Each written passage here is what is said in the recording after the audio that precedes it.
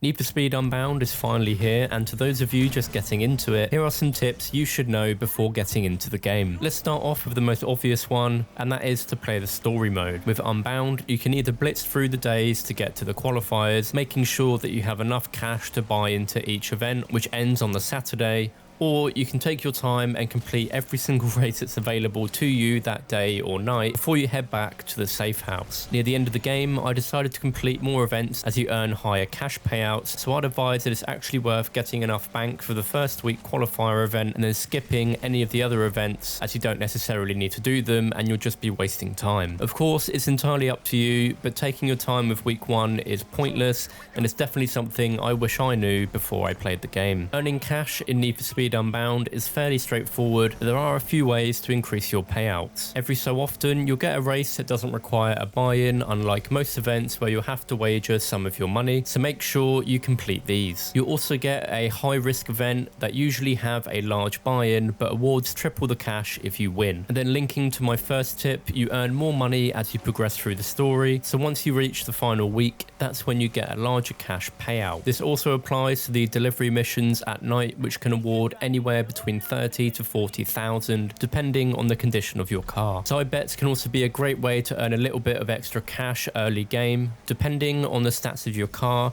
you could earn more money if you win. For example, if your stats are lower than some of the racers, your prediction will go down and increase the bet reward on the higher drivers if you beat them. As you play through the story, I'd strongly recommend upgrading your garage every week, so by week 4 you can apply a few elite level parts to your car to help out with the grind. Upgrading your garage is the only way you can unlock the higher level parts and will increase in price each time, hence why you should aim to do one a week. Depending on how you want to play through Need for Speed Unbound, I'd say it's worth saving some of your cash for upgrades as you're awarded some free cars throughout the story mode. These cars can be won by completing specific events on the weekly calendar and will be classed around your current tier. Pretty much every car I used in my playthrough was free, and this comes in handy as the upgrades in the late game are expensive, so you'll need to choose between those or a new car from the dealership. However, for these free car events, you do still have to buy into them, but as long as you win, you could even earn some of that money back. At the start of every race event, you'll have the chance to perform a burnout to get a boost off the line. Perfect launches are really easy to do, and once you've done them enough times, you'll start pretty much every race event with a perfect launch. All you've got to do is gently press down on the accelerator and keeping it in the green zone. For controllers and racing wheels, this is nice and easy to do, but if you play with a keyboard, you'll probably have to time it perfectly. I've not tried it yet, but I've got a few friends that play on keyboard and they say that it is harder to do so compared to a controller. And of course, if you don't get a perfect start, your car will have either a slow launch or it will stall depending on what happens at the beginning of the race. It won't affect the race too much in single player, but may take longer to catch up to the AI depending on what difficulty and where you are in the story. Another awesome feature is Burst Nitro, and if you master this, it will become a complete game changer for how you play the game. There are 3 bars to this, and you'll see it as the yellow bar that fills up next to the regular NOS. Each bar of Burst Nitro has an increased amount of boost behind it. I'll usually use the first bar after a corner to build my speed back up, then if I have a second level filled, that's great for a slingshot overtake, especially at the final stretch of a race event to overtake an opponent. And lastly is the third level, which is a combo of the first 2 and lasts a lot longer. Building up this Burst Nitro is simple and will happen as you perform skills. Great ways to get an instant fill is to either speed past a cop to get 2 bars, or if you wreck one, it instantly fills all 3. And again, as you progress through the game, you'll unlock some auxiliary slots like we had in Need for Speed Heat,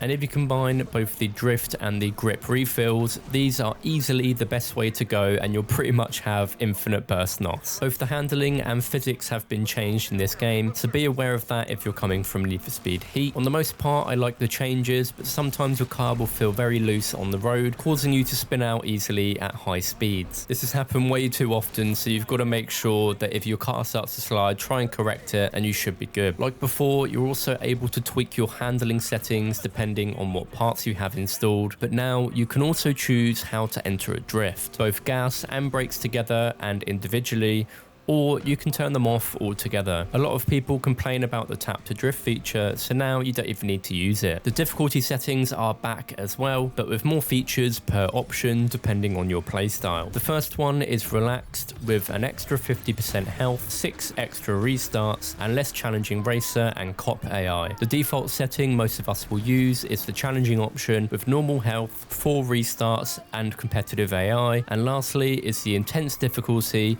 with 60% health, 2 restarts, and the hardest AI settings. A good thing to note is there's no change in how much cash you earn, so you can play on whatever difficulty you want. Now this next one is about cops. It's a bit of a longer point, but I've got some good info in here to help you out. So the cops feel a lot easier in this game compared to Heat, but can still be a pain to deal with. There are 5 Heat levels in total, starting with patrol cars at Heat 1, all-wheel drive at Heat 2, interceptor at Heat 3, undercover at Heat 4, and then SWAT and a helicopter unit at Heat 5. Early game, you might find it harder to evade them as your car won't be as quick as S or S+, but using tactics you've always used, such as taking tight or sudden corners or hiding away, will do the trick. Here's a few tips to help you that I picked up on from my playthrough. The cops now have a spotting system, and depending on your heat level, it will be easier for them to spot you. Make sure you're traveling at a high speed and you'll be able to zoom past them without getting chased, even at heat level 5. Like before, they have vision cones,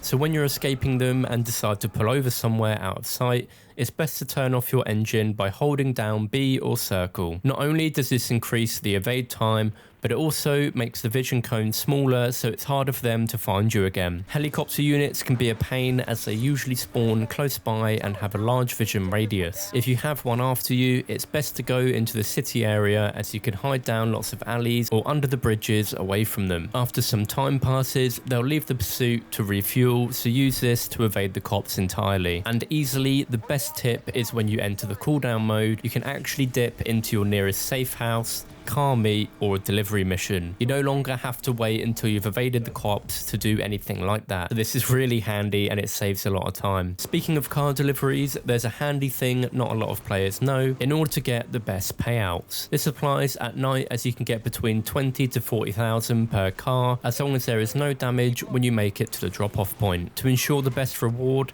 drive through the nearest gas station to completely repair your car and take it to the drop-off. And lastly, let's chat about multiplayer, as this is something that might confuse some of you. Firstly, Lakeshore Online is a completely separate mode to single player, meaning you'll have to make a new character and basically start all over again. Any cars that you've won from the single player will automatically get added to your garage online, which can be sold to buy better cars if you wish. Any cars that you've purchased in the single player mode won't transfer over to multiplayer, only the cars that you've won or been gifted for completing activities. There's 5 tiers of speed lists for race events, which will also show you the max payout before going into them. You can either set one up yourself or you can join from the side menu. Unfortunately, where I just started, there weren't a lot of players online for A-class events, as you can see in this race, but now the game is fully released, the lobby should start to fill up, especially with it being crossplay. If you've got a group of friends, I'd recommend inviting them, as once random players in the online lobby will see the race event filling up, they'll likely join in as well. I'd also say that multiplayer is definitely the mode worth grinding for cars, as you'll also need to unlock them by completing certain challenges in order to buy them from the dealership. You can also complete any activities or collectibles online, and the progress will share to single player and vice versa if you do them the other way around. Unfortunately, there are no cops online, which is a bit of a shame, and hopefully in a future update they may add the mode with them in it. And there we go, those are a few tips I wish I knew before starting Need for Speed Unbound. I have more videos out soon, so be sure to stick around. Thanks for watching, and I'll catch you in the next one.